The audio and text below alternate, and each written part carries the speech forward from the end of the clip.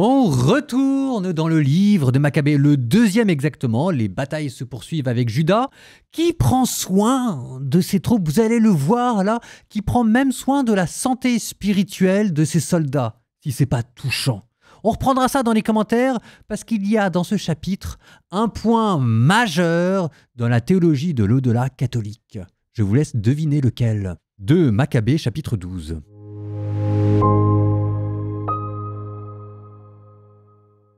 Après les conclusions de ces traités, Lysias retourna auprès du roi, tandis que les Juifs se remettaient aux travaux des champs.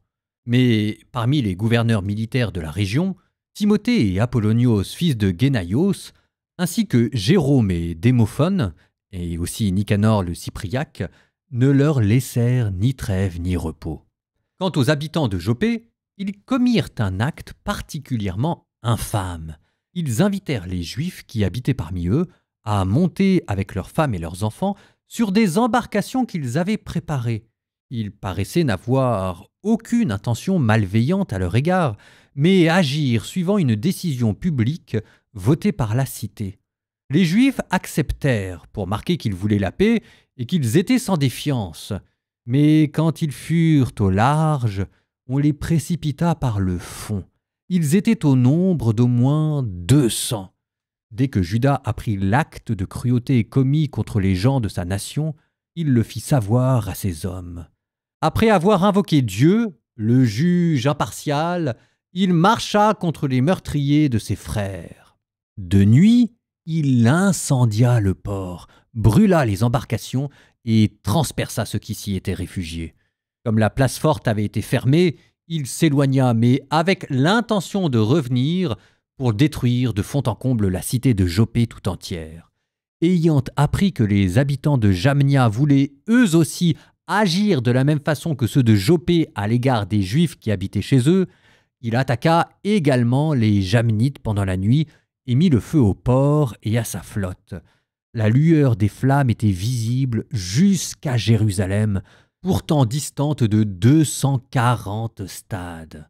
Comme il s'était éloigné avec son armée à 9 stades de là, lors d'une marche contre Timothée, des Arabes tombèrent sur lui, au nombre d'au moins 5000, avec 500 cavaliers. Un violent combat s'engagea et, grâce à l'aide de Dieu, les troupes de Juda connurent un beau succès. Vaincus, les nomades supplièrent Juda de leur tendre la main droite en signe de paix, promettant de lui livrer du bétail et de lui rendre service en toute autre circonstance. Juda, estimant qu'il pourrait réellement lui être utile en bien des choses, consentit à faire la paix avec eux. Ils se donnèrent donc la main droite, puis ils se retirèrent dans leur tente. Juda attaqua aussi une ville forte du nom de Caspine, entourée de remparts et habitée par un mélange de peuples. Confiants dans la solidité de leurs murs et dans leurs réserves de vivres, les assiégés se montraient extrêmement grossiers à l'égard des troupes de Juda, joignant les blasphèmes aux insultes et proférant des paroles sacrilèges. Mais ceux qui entouraient Juda invoquèrent le grand souverain du monde, lui qui, sans bélier ni machine de guerre, renversa Jéricho au temps de Josué. Puis ils s'élancèrent sauvagement à l'assaut des remparts. Devenus maîtres de la ville par la volonté de Dieu, ils firent un carnage indescriptible au point que l'étang voisin large de 2 stades paraissait rempli du sang qui avait coulé. À 750 stades de là, ils atteignirent le camp retranché qui se trouvait chez les Juifs appelé Toubiens. Quant à Timothée, ils ne le trouvèrent pas en ces lieux qu'il avait alors quittés sans avoir rien fait. Il avait cependant laissé en un certain lieu une garnison très forte. Dosithée et Sosipatros, 2 généraux de l'entourage de Juda Maccabée, allèrent attaquer ce poste fortifié et tuèrent les hommes que Timothée y avait laissés au nombre de plus de 10 000. Juda Maccabée, de son côté, divisa son armée en cohortes et en confia le commandement à ses 2 généraux, puis il s'élança en expédition contre Timothée, qui était entouré de 120 000 fantassins et de 2 500 cavaliers. Informé de l'approche de Judas, Timothée commença par envoyer les femmes, les enfants et tout l'équipement au lieu appelé Carnion, une place imprenable et difficile d'accès en raison de l'étroitesse de tous les passages. Quand la colonne de Judas apparut la première, la frayeur fondit sur les ennemis, et même la crainte devant l'apparition de celui qui voit tout. Ils prirent la fuite dans toutes les directions au point d'être souvent gênés l'un par l'autre et blessés par les pointes de leurs épées.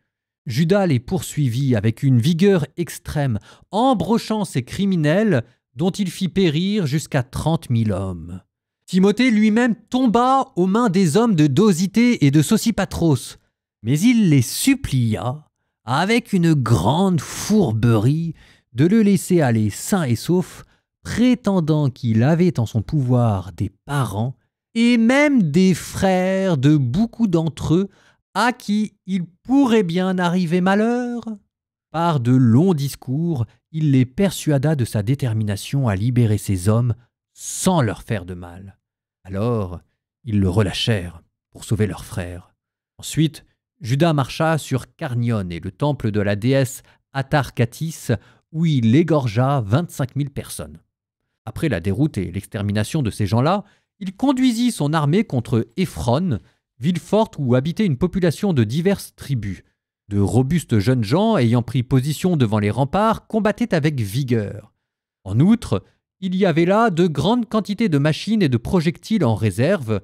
Après avoir invoqué le Seigneur souverain qui a le pouvoir de briser les forces ennemies, les Juifs se rendirent maîtres de la ville et abattirent environ 25 000 personnes à l'intérieur.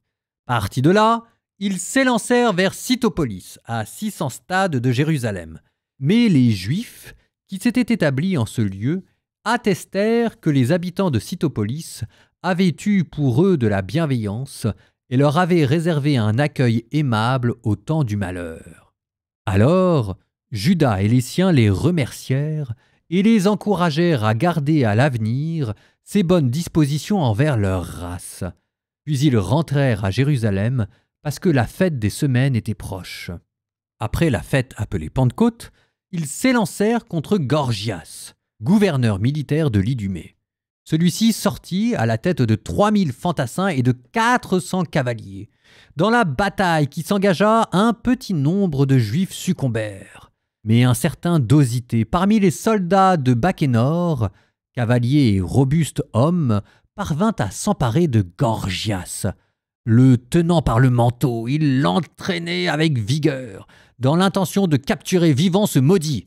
Mais un cavalier thrace, fonçant sur Dosithée, lui trancha l'épaule. Gorgias s'échappa et s'enfuit à Marissa. Cependant, les hommes d'Esdrias combattaient depuis longtemps et tombaient d'épuisement. Alors Judas invoqua le Seigneur pour qu'il se montre leur allié et leur guide au combat. Il se mit à pousser le cri de guerre dans la langue de ses pères et entonna des hymnes. Puis il se jeta à l'improviste sur les hommes de Gorgias et les mit en déroute. Ensuite, Judas regroupa son armée et gagna la ville d'Odolam. Comme c'était le 7e jour de la semaine, ils se purifièrent, selon la coutume, et célébrèrent le sabbat en ce lieu. Le lendemain, alors qu'il était devenu grand temps de le faire, les hommes de Juda vinrent enlever les corps de ceux qui avaient succombé dans la bataille, afin de les déposer avec leurs proches dans les tombeaux de leurs pères. Or, ils trouvèrent, sous la tunique de chacun des morts, des objets consacrés aux idoles de Jamnia, ce que la loi interdit aux Juifs. Il fut évident pour tous que c'est pour cette raison qu'ils avaient succombé. Tous bénirent donc la conduite du Seigneur le juge impartial qui rend manifestes les choses cachées. Puis ils se répandirent en supplications pour demander que le péché commis soit entièrement effacé. Le noble Judas exhorta la troupe à se garder de tout péché, ayant sous les yeux le malheur de ceux qui avaient succombé pour avoir commis cette faute. Il organisa une collecte auprès de chacun et envoya 2000 pièces d'argent à Jérusalem afin d'offrir un sacrifice pour le péché. C'était un fort beau geste, plein de délicatesse, inspiré par la pensée de la résurrection. Car s'ils n'avaient pas espéré que ceux qui avaient succombé ressusciteraient, la prière pour les morts était superflue et absurde. Mais ils jugeaient qu'une très belle récompense est réservée à ceux qui meurent avec piété. C'était là une pensée religieuse et sainte. Voilà pourquoi il fit ce sacrifice d'expiation, afin que les morts soient délivrés de leurs péchés.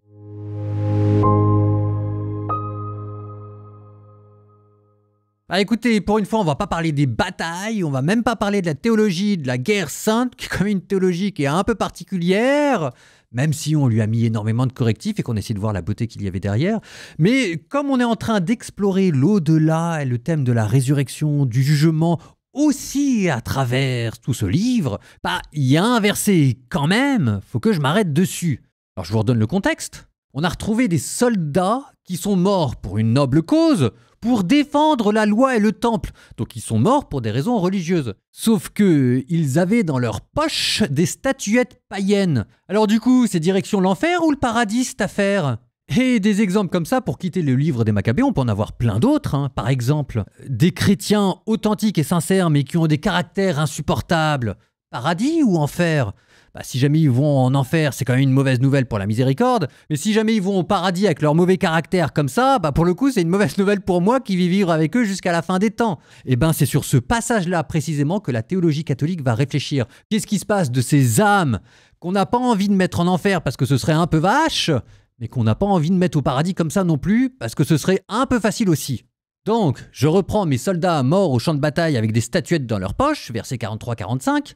Judas organisa une collecte auprès de chacun et envoya 2000 pièces d'argent à Jérusalem afin d'offrir un sacrifice pour le péché. C'était un fort beau geste plein de délicatesse, inspiré par la pensée de la résurrection. Voilà pourquoi il fit le sacrifice d'expiation afin que les morts soient délivrés de leurs péchés. Donc vous avez deux choses, vous avez la prière pour les morts et la possibilité d'expier ses péchés après la mort, ce qui va donner dans la théologie catholique ce qu'on appelle le purgatoire. Alors ici, vous avez le fondement scripturaire propre, clair, net et beau. Il y a un tout petit problème dans ce fondement scripturaire, c'est qu'il est dans le deuxième livre des Maccabées. Et que comme je vous le disais au début de ce livre, il fait partie de ce qu'on appelle les livres deutérocanoniques, que les orthodoxes et les catholiques reçoivent, mais que les protestants ont enlevé de leur Bible. Du coup, c'est peut-être bien aussi d'aller voir du côté du Nouveau Testament ce qu'il en est de cette histoire de purgatoire. Et là, il faut aller du côté de 1 Corinthiens chapitre 3, versets 13-15. C'est ainsi que l'œuvre de chacun sera manifeste, car le jour du jugement la fera connaître, elle se révélera dans le feu du jugement. Si l'œuvre subsiste, il recevra une récompense, ce qu'on appelle l'auréole de gloire dans le paradis. Si elle est consumée, sous-entendu, si un chrétien a une vie qui est bonne, mais c'est pas top non plus, si elle est consumée, il sera sauvé, il ira au paradis, mais comme à travers le feu. C'est le feu du jugement qui devient un feu de purification, ce qui vous donnera le premier nom du purgatoire, qui ne s'appelait pas au début purgatoire, mais feu purgatif. Le feu purgatif, le purgatoire, c'est une manière d'aller au paradis parce que vous avez déjà été jugé, que vous avez été déjà sauvé, mais comme à travers une flamme pour purifier ce qu'il reste de votre péché. Je le redis, c'est important, le purgatoire ne se substitue pas au jugement.